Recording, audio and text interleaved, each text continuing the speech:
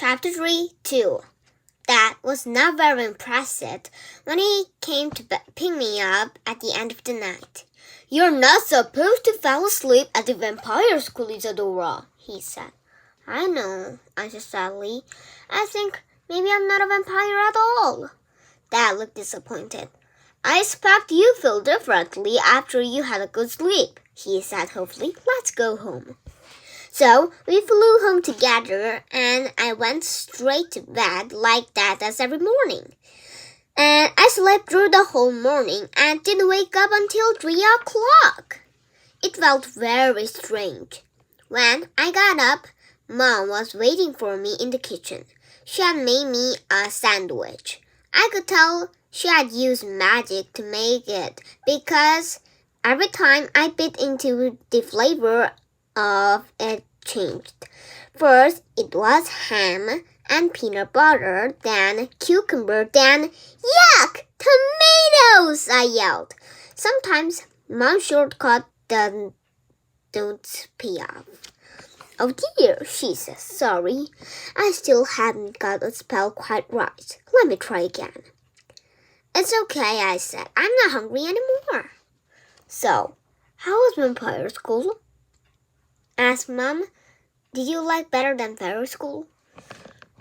"I'm not sure," I said. "I still don't know if I'm more fairy or vampire." "Oh," said Mom, "I see." I took a handful of cereal and wandered into the garden with Pink Rabbit. We could see the school children walking home along the pavement through the fence. Some of them were scruffy and some of them were neat. Some of them were loud and some of them were quiet. Some of them were tall and some of them were short. Some of them were fat and some of them were thin. And some of them were just in between. And the thing was, none of them seemed to mind. Suddenly, I remembered what Dad had told me about the stars in the sky. How every one of them is different, but how they are all just as beautiful, I thought. Maybe it doesn't matter if I'm a little different. Different can be beautiful too. I pressed my face closer to the fence, and one of the children saw me. He had blonde hair and lots of freckles and a big smile. He said, "Hey, you, what's your name?" I didn't say anything because I suddenly felt very shy. But the boy didn't leave. He came over to where I was to gaze up at my house. "Cool house," he said. Then he spotted my wings. "Cool wings," he said. "Can you really fly with them?" I nodded and I flew to a few inches off the ground. "Awesome!" shouted the boy. Some of the other children were coming over now. "Wow," they said. "You've always wanted to talk to you." "Really?" I said, astonishment. "Oh yeah," said the boy. "We walked past your house every day on our way to the school. We've seen you up in the children's window." "And we've seen the fairy here," said a little girl with pigtails who was busy munching the peanut butter on sandwich. "A fairy with pink hair. Me and my friends are always trying to pick in to see her." "Oh, that's just my mom," I said. "Some of them will see the vampire," shouted the boy. "A really scary vampire with a black cape and pointy teeth. Some kids in our class are too scared to walk past your house. You know," he puffed out his chest. "Not me." I laughed. "That's just my dad," I said. "He's not scary at all." "So, There really are fairies and vampires living here? The children asked. Really? Yes, I said, really. And there is also a vampire fairy living here. Me. A vampire fairy? Said the children. That's even better. I wish I was a vampire fairy, said the girl with the pink plastic crisps in her curly hair. Suddenly, I felt very proud to be me. My name is Isadora, I told the children. That's a nice name, said the curly-haired girl. My name is Zoe, and that's Sashi. She pointed at the girl with pigtails. My name is Bruno, said the boy. So, what school do you go to? Is it a special school for vampire fairy? Well, I began, but just then I heard a sound from the house. Isadora! It was Mom calling me inside. I have to go, I said to the children, but it was really nice to meet you. Maybe we can chat through the fence again one today. I can bring us a peanut butter sandwich. Oh yes, said all the children. Please come back. We can't have a picnic. And bring you a pink rabbit again too. He's so funny. Peanut butter sandwich are my favorite, said Sashi. Mine too, I said. I like them with apple juice. That sounded tasty, said Bruno. Isadora!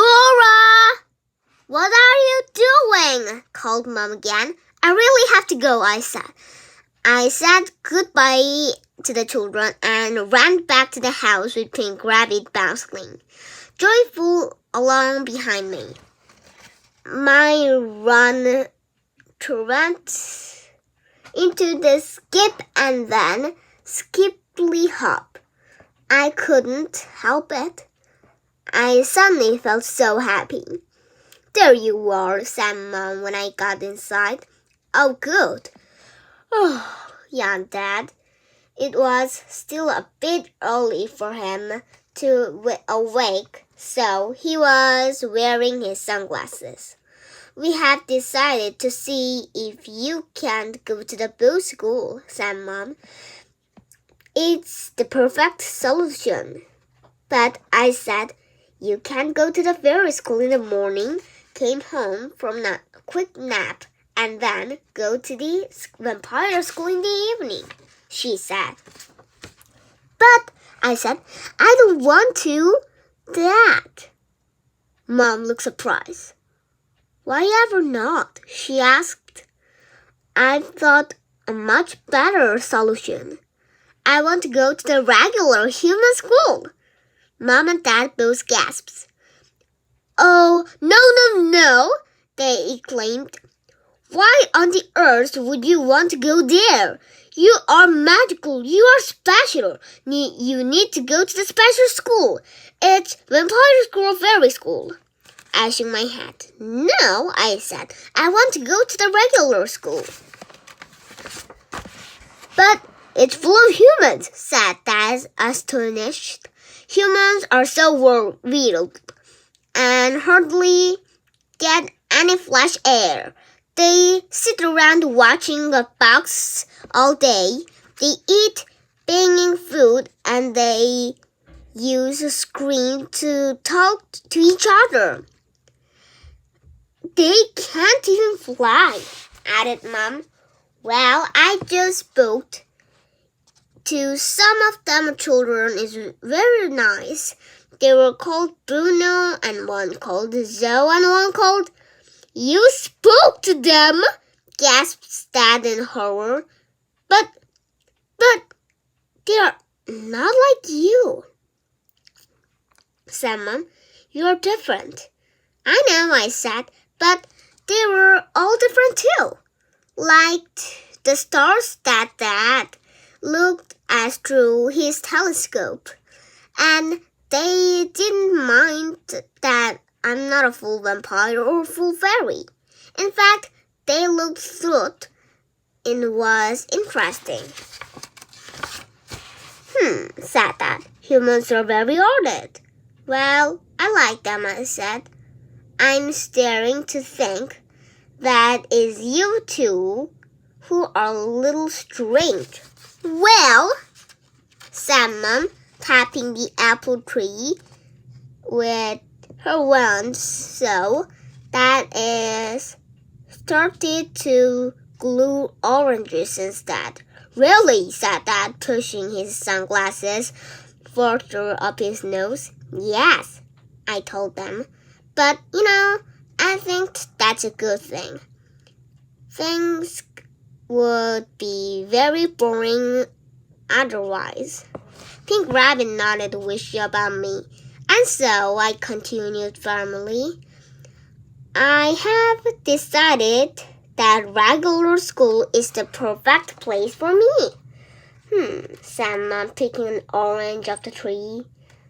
Are you sure you wouldn't rather go to vampire school? Asked Dad. I am sure, I told them. And sure you wouldn't rather go to fairy school? Added Mom. Yes, I said. Well then, said Dad. Maybe regular school is a place for you. Maybe it could be perfect place for you, said Mom, holding an arm out for me on a hug. I smelled a Pink Rabbit bounce up and down behind me. I know it is, I told them happily. Human school is the perfect place for a vampire fairy like me.